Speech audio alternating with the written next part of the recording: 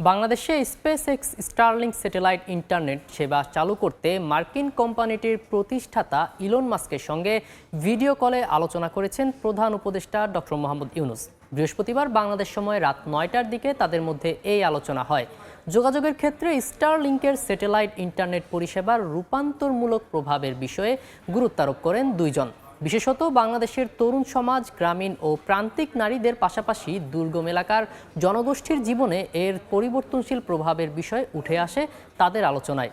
কিভাবে উচ্চগতির ও স্বল্প মূল্যের ইন্টারনেট সংযোগ বাংলাদেশের ডিজিটাল বৈষম্য কমাতে পারে এবং শিক্ষা, স্বাস্থ্যসেবা ও অর্থনৈতিক উন্নয়নে গুরুত্বপূর্ণ ভূমিকা রাখতে পারে তা নিয়ে কথা বলেন তারা। এ সময় মাস্ককে বাংলাদেশ সফরের আমন্ত্রণ জানান প্রধান উপদেষ্টা।